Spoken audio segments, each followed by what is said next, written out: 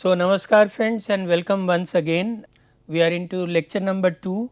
In the previous lecture we talked about soft skills and also tried to find a link between soft skills, the contemporary formulations and Indian knowledge system.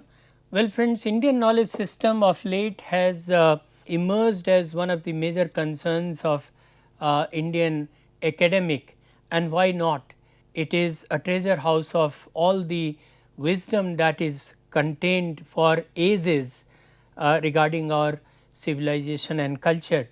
So, Indian knowledge system, when we talk about, we need to understand how do we conceptualize it, what are its sources and what are its traditions. So, Indian knowledge system, for short we call it IKS. It must be understood not as a fixed canon of ancient texts, but as a living evolving civilizational knowledge framework that integrates philosophy, science, ethics, aesthetics and everyday practice.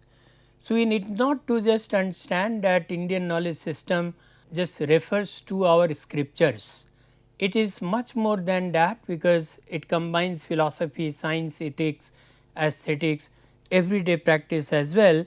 It operates through an integrated epistemology where knowledge is always tied to life, conduct and cosmic order, and that is why it remains relevant even now. As one of the greatest scholars of modern times who has done extensive work in the area of IKS, Professor Kapil Kapoor argues, Indian knowledge is culturally embodied, meaning it exists simultaneously in text, language, rituals and lived traditions. So, it is not only about the texts or scripts, it is also about our traditions and our rituals and everything. So, similarly, Ananya Bajpayee shows that Indian intellectual traditions are fundamentally concerned with the formation of the self through ethical and reflective practices rather than abstract theorization alone. So, let us try and find out, when we talk about epistemology, knowledge as transformation, a distinctive feature of Indian knowledge traditions is that epistemology is inseparable from ethics and transformation. So, the study of knowledge is not abstract, it is concretely grounded in our traditions, in our dispositions, in our achar vyavhar. So, the theory of pramanas, means of valid knowledge, includes perception, that is pratyaksh, inference, that is anuman, and testimony, that is sabd. But these are not merely technical categories, they are tied to how one cultivates judgment and clarity. As Jain Mohanty emphasizes that Indian philosophy treats knowledge as a process of self cultivation, not just cognitive acquisition. So, knowledge is not looked at as a degree, it is looked at as self improvement or self cultivation. Likewise, Yasin Das Gupta demonstrates that classical Indian schools engaged in rigorous debate over what constitutes valid knowledge, showing a highly developed intellectual culture. You might come across many such intellectual debates where there were śāstrārtha, we used to call it, and through that knowledge was criticized, critiqued and established. So, if we talk about Indian knowledge system, we are talking about Vedic knowledge, which is a foundation of thought, society and skills. The Vedas represent the earliest structured articulation of Indian knowledge, but they are not merely religious texts. They are repositories of cosmology, social organization, communication practices and ecological awareness. Like the Rig Veda's famous line, Ekam Sat Vipra Bahuda Vadanti, that means truth is one, sages call it variously. So, it reflects an early commitment to pluralism and intellectual humility, which is foundational for dialogue and tolerance. In Yajurveda, with its detailed ritual instructions, it develops organizational and leadership skills requiring coordination, timing and collective participation. The Samveda transforms knowledge into music, cultivating aesthetic sensibility and emotional regulation. Likewise, the Atharvaveda includes healing practices and everyday concerns, indicating a practical orientation towards well-being and health. So, Fritz Stahl argues that Vedic rituals function as systems of cognitive training in enhancing memory, precision and discipline. And so, the Vedic corpus in a way reveals that early Indian knowledge was already concerned with communication, leadership, emotional intelligence and well-being, not just metaphysical speculation. And that is why they are so important when we talk about soft skills. The second storehouse of Indian knowledge system has been the Upanishads. Upanishads, self knowledge and inner leadership. Upanishads make a shift from external ritual to internal reflection and philosophical inquiry, redefining knowledge as self realization. So, statements such as Tattvamasi, that is, that thou art, from the Chandogya Upanishad emphasizes the unity of individual and universal reality. Patrick Olivelle explains that the Upanishads initiate a tradition of introspective inquiry where knowledge is gained through dialogue, questioning and contemplation rather than authority alone. Friends, if we look at the way we function in modern world, the group discussions, the meetings, the informal discussions, they all point to the fact that if we need to take an informed decision, we need to discuss to gain insight into a matter which is so explicitly contained in our Upanishads. So, this has profound implications for leadership and soft skills. The Upanishadic ideal is not a commanding figure, but a self-aware, composed individual capable of clarity under pressure. The third source we can talk about are our epics. Ethical complexity and applied knowledge are contained in these epics, so much so that they continue to guide us even today. And whenever there are very complicated situations where we are not able to take an informed decision, we refer to these epics and we find answers to our problems. The Indian epics function as applied knowledge systems, presenting ethical dilemmas, leadership challenges and social conflicts in narrative form. In the Mahabharata, the phrase yato dharmas tato jayah, where there is dharma, there is victory. So, they are talking about practicing something that is lawful, that is truthful, that is moral, that is ethical, and that will only ensure victory. So, it encapsulates the idea that ethical alignment, not immediate success, determines true outcomes. The Bhagavad Gita, one of the overarching treatises to come out of the preachings of Lord Krishna during Mahabharata, is considered to be all providing and in fact has answers to all our questions. It addresses decision making under crisis, where Arjuna must act despite moral ambiguity. In the Ramayana, leadership is framed through relational ethics. Ram's decision, his decisions emphasize duty, restraint and responsibility. At the same time, Hanuman's role highlights communication excellence, loyalty and emotional intelligence. So, Paula Richman shows how multiple Ramayana traditions reinterpret these values, demonstrating the adaptability of ethical knowledge.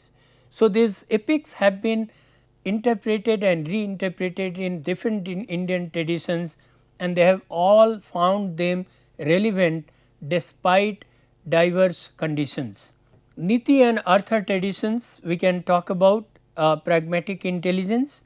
Texts like Arthashastra and Panchtantra present a shift towards pragmatic and strategic knowledge.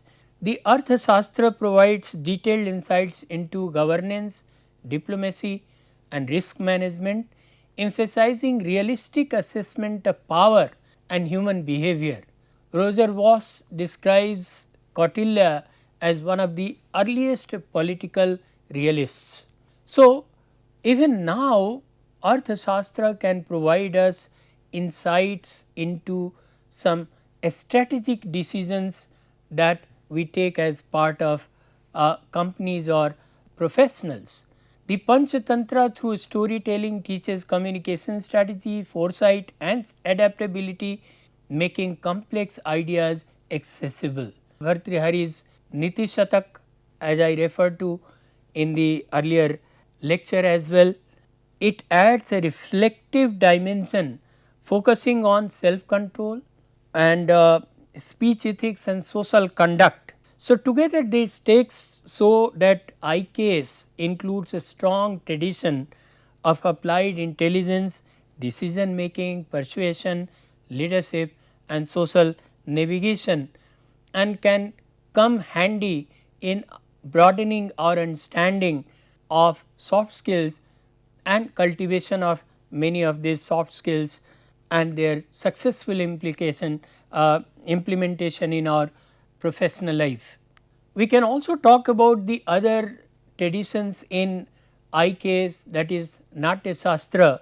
Natyashastra, Rasa and affective knowledge, emotions as ways of knowing. The Natyashastra is much more than a manual on drama or dance as many people believe. It is one of the most sophisticated texts in Indian knowledge system for understanding emotions, communication, embodiment and societal or social cognition. So, it is attributed to Bharat Muni. It theorizes Natya, performance, as a knowledge system that educates perception, refines sensibility and disciplines emotional life. So, we talk about communication skill. Now, communication skill is a performance, and if the communication skill is not refined, if it is not emotionally balanced or disciplined, then obviously there is a danger of miscommunication. So, the most influential contribution of Natyashastra is the theory of Rasa, which is often translated as aesthetic relish or affective essence or emotional savor. So, emotions are not random psychological states, but structured, communicable and cultivable experiences. So, friends, if you want to be successful in your relationships, your communication has to be proper, and for proper communication, understanding the mood of communication is very important, and in that our understanding of Rasa can really make it effective. Through the interplay of Vibhava, that is determinants, or Anubhava, that is consequents, and Vyabhichari Bhava, that is transitory states, performance generates a refined emotional cognition in the spectator. So, when we talk about our communication being audience specific, understanding of audience, engagement of audience is very important. So, this means Rasa is not feeling in a casual sense, it is an epistemology of affect where knowledge emerges through embodied emotional experience. Sheldon Pollock interprets Rasa theory as a profound system of emotional cognition and shared interiority, where the audience learns not by abstract propositions, but by inhabiting emotional worlds. Similarly, Kapila Vatsyayan argues that the Natyashastra reveals how performance functions as a civilizational pedagogy, training communities in ethical feeling and social perception. So, friends, this is again a very powerful treatise in the study of soft skills. Then vernacularization as epistemic shift. The emergence of Bhakti and vernacular traditions. Vernacular traditions are our native regional traditions. So, the emergence of Bhakti and vernacular traditions marks a major epistemic transformation in our Indian knowledge system, where authority shifts from text based knowledge to lived experiential and linguistically accessible forms. This is not merely a linguistic change, but a restructuring of who can produce, access and validate knowledge. So, sort of democratization of knowledge. Seldom Pollock conceptualizes this as the process of vernacularization, where regional languages like Tamil, Kannada, Marathi, Hindi, Bengali, they all become vehicles of intellectual and spiritual discourse. This shift challenges the earlier monopoly of Sanskrit as the language of knowledge and ritual authority. The Tamil Bhakti corpus, particularly the Nyanmars and Alvars, represents one of the earliest examples of this transformation. Texts like Divya Prabandham articulate intense devotional experience in the vernacular, collapsing the distance between the sacred and the everyday.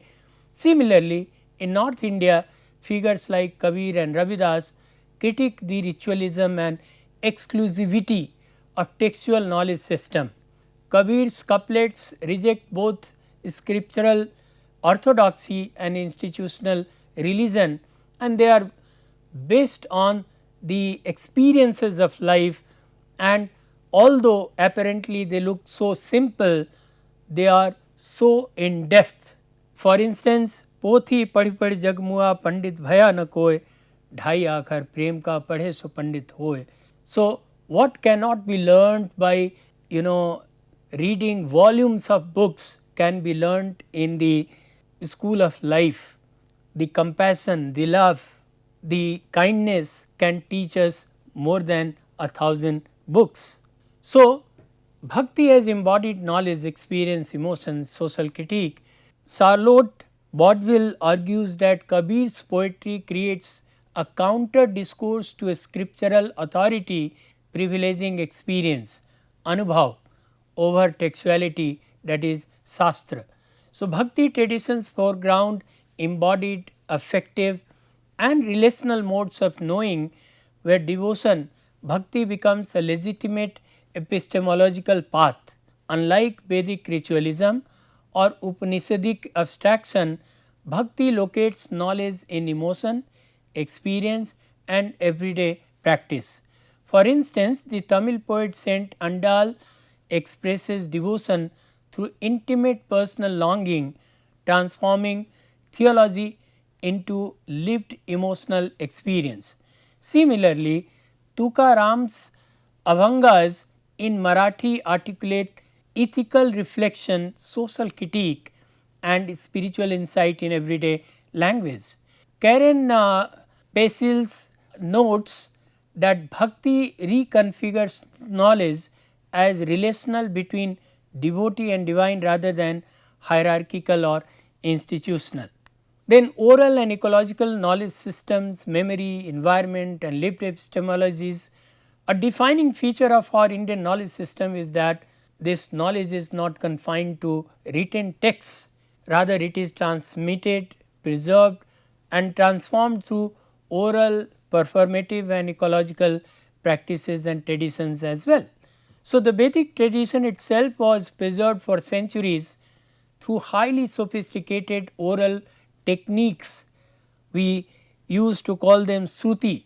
Shruti means that which is heard, and Smriti, that which is remembered. So, recitation methods such as Ghan Path ensured phonetic precision and error correction, demonstrating that orality was not inferior to writing, but a rigorous knowledge system in its own right.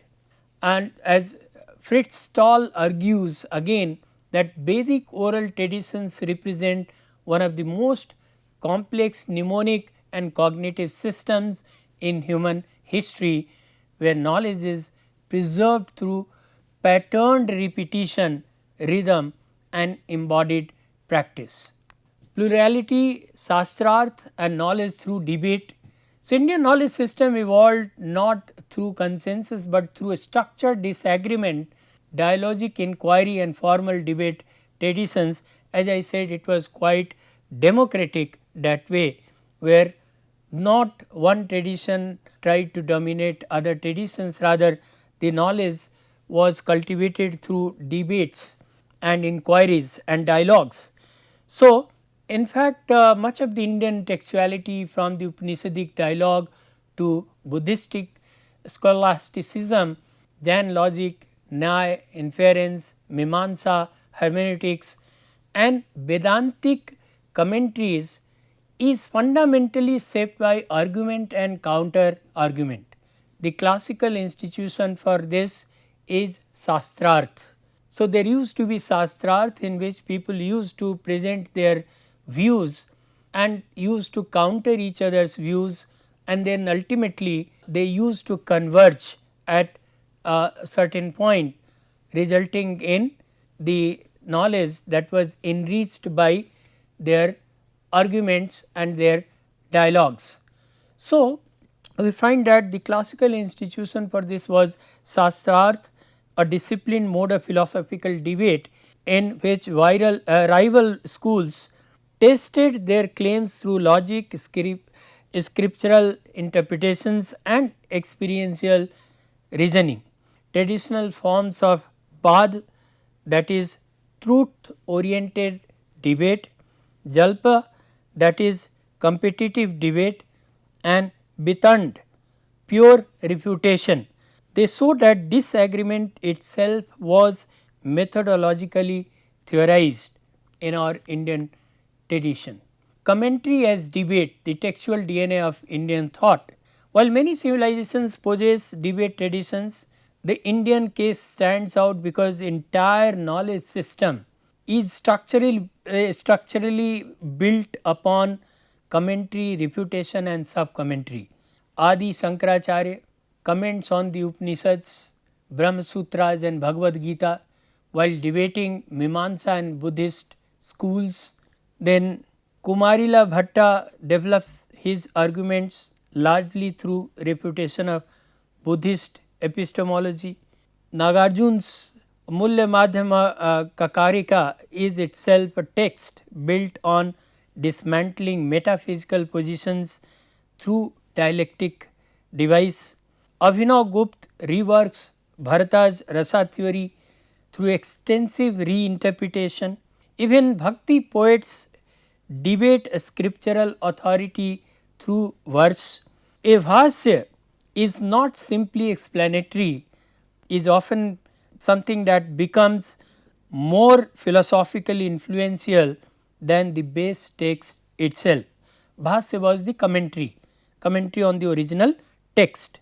Jonathan Gannery calls this the argumentative texture of Indian thought, where ideas remain alive precisely because they remain contestable. So, at no point in time the thought process stops or rigidity in thought process comes. It flows like a flowing river and keeps on replicating itself. So, this is about the Indian knowledge system, dear friends. These are the rich sources from which we will draw our inferences while talking about different facets of soft skills. These are the references for your understanding and further reading. We will continue this discussion in the next class when we take up another topic relating to soft skills, and we will try to understand it using our knowledge of Indian knowledge system. So, till then, thank you very much.